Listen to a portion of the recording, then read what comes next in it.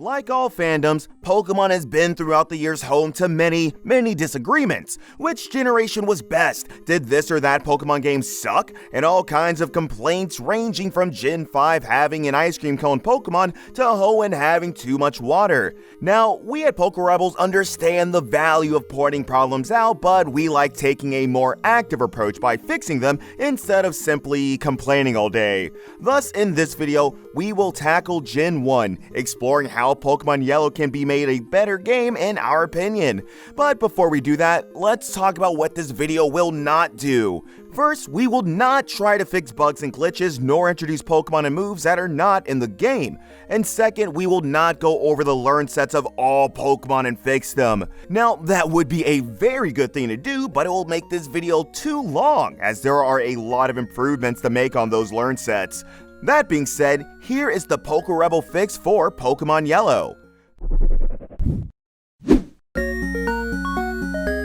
Pokemon Yellow starts off by giving the player a starter Pikachu and sending them on their journey to explore the Kanto region. After doing a fetch quest for Professor Oak, they can get through Viridian Forest and onto Pewter City, where they can fight the first major battle of the game, Gym Leader Brock.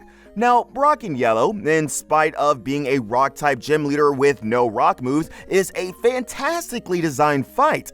First of all, the two rock and ground types completely counter Pikachu, which would force the player to try finding answers to Geodude and Onix, having to learn about the type chart or the power Butterfree in the process.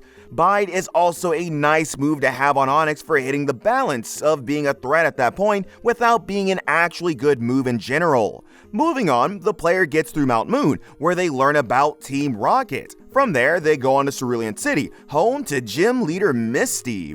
Now, Misty's water team's also a pretty decent fight in our opinion. It could be argued that Starmie's way too strong for this point in the game, and that a more tame Pokemon like Golduck or Vaporeon would have been a better fit. But even as is, it's a pretty nice fight, and gives Pikachu a chance to shine, which is nice provided how the first gym went.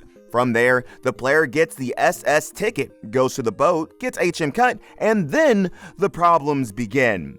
First of all, Surge's gym is home to the uncontested most BS gym puzzle of all time. Like, who the heck thought that searching trash cans for hidden switches that mysteriously shifted places was a good idea?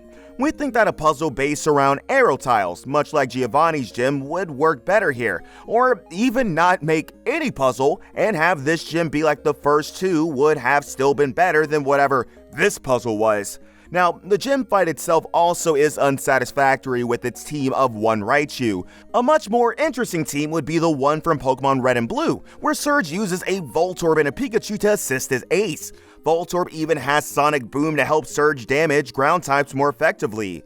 Now, apart from the Surge fight, this split also introduces a very important aspect of Pokemon game design, non-linearity, which is a term that refers to the player's ability to do things in different orders as opposed to the order being set by the game's design. At this point, Pokemon Yellow's already shown some non-linearity in the ability to do SSN and getting the SS ticket before or after Misty, but the concept will be taken to a whole new level. In fact, the player could simply skip Surge, go through Rock Tunnel, get all the way to Blaine without having to fight Surge first, only losing out on the ability to use HM Fly. They could also do the same thing but skip Erica as well and still manage to fight any or all of Koga, Sabrina, and Blaine.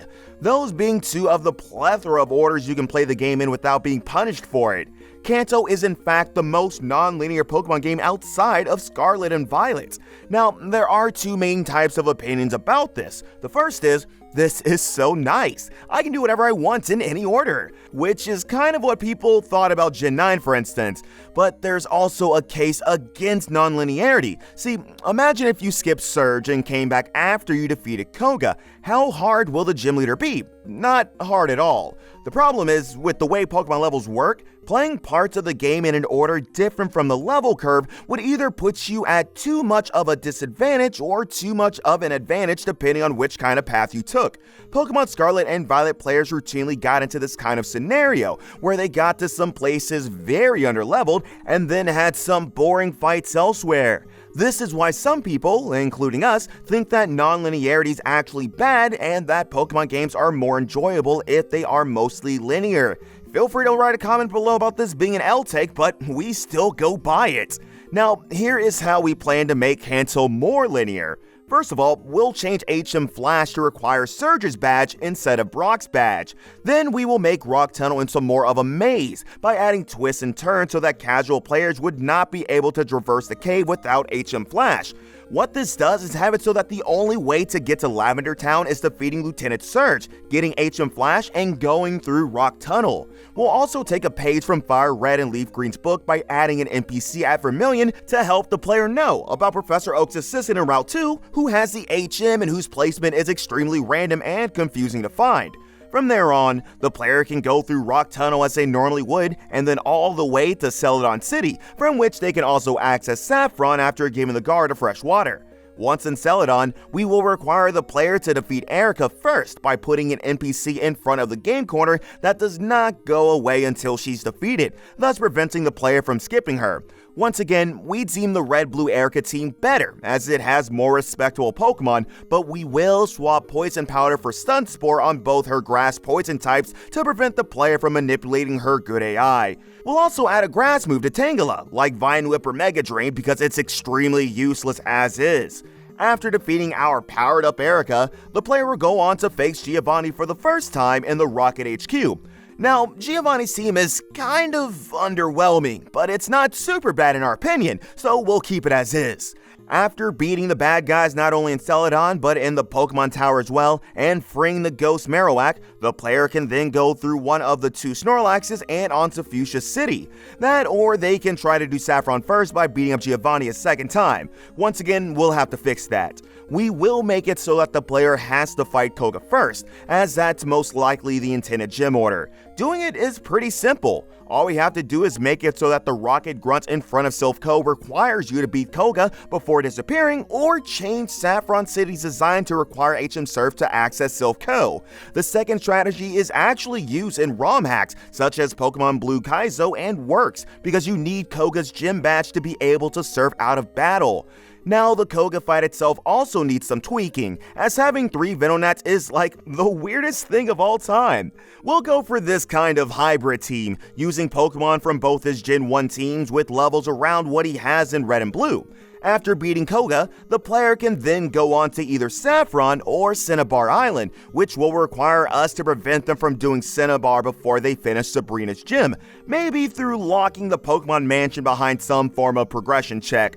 That being said, the Silph Co split itself can be changed with the current state of the game in mind. The levels of Rocket Grunts, as well as Giovanni 2 Pokemon, can be enhanced to reflect the fact that the player already beat Koga. With that done, the player can move on to Sabrina. Now, the Pokemon Yellow version of this is extremely bland, with only the Abra line. We'll simply revert this fight back to what it was in Red Blue, only changing the levels to be in the 46 to 50 range to have some edge over Koga's gym levels. Next up is Blaine, and to be fair, this fight was given a pretty good squad in Yellow, with some decent movesets too. Now obviously this gym is notoriously easy to do, but that's about what you can do with the Fire-type gym unless you go way overboard. We may suggest adding a Magmar into the mix with Smog, Fire Punch, and Smokescreen, but that's not even necessary as this fight is already pretty decent. Speaking of pretty decent, last gym leader is Giovanni, and damn, they were not playing around with this one. Fully evolved squad with rock ground coverage Rhydon, Slash Persian, and Thunder Nidoqueen. That's a fight we like a lot for sure. Now all that is left is Victory Road, which we will only tweak by making some of the trainers mandatory instead of everything being skippable, and of course, the Elite Four. Now, Lorelei's team is, in our opinion, very good. It has at least one decent stab move on each Pokemon, with the Pokemon themselves being actual threats like Jinx, Bro, and Lapras. We definitely have no bones to pick with this one. However, next up is Bruno. And what is this? 2 Onyxes? No physical moves on Hitmonchan? Come on, man. First of all, we'll change Hitmonchan's set to Submission, Strength, Ice Punch, Thunder Punch. We'll also replace second Onix with Golem, having Rock Slide, Earthquake, Body Slam, and Explosion. A much better rock type for Bruno's team. We also consider to replace first Onix with Poliwrath, having Serve, Submission, Double Slap, and Bubble Beam. Next up is Agatha, which we think is pretty solid. It might seem like Golbat is very cringe, but it actually prevents the player from just spamming Earthquake, so it's quite nice for her to have. We'll just change a few moves, giving the Golbat Mega Drain over Supersonic, the Haunter Psychic over Lick, and the Arbok Sludge over Acid, and call it a day. Lance is next, and like with Giovanni 3, his team is actually impressive and has some insane movesets. We like it a lot as is and won't change it. And last but not least is the champion. You might have noticed how we did not mention the rival at all so far. Well, let's address that. First of all, the Pokemon he uses in Red and Blue are in general more interesting than the Yellow version ones. Early Pidgeotto and Raticate are definitely cool picks for him to use, and later on, using Fire, Water, Grass cores no matter which starter you pick is also a great design decision. Now, given that fact that this rival uses an evolution, we'll have him use a Fire, Water, Electric core instead, picking 2 Pokemon between Gyarados, Arcanine, and Magneton to assist his evolution. We'll also make sure the Rhydon he uses as a champion actually has a rock and a ground move, just like Giovanni's. These changes in our opinion make for a good rival while remaining in the spirit of the original. And just like that, we fixed the entirety of Pokemon Yellow. Is there anything bad we forgot to address? Let us know in the comments and check out this video where we take on Kanto with our Route 2 squad.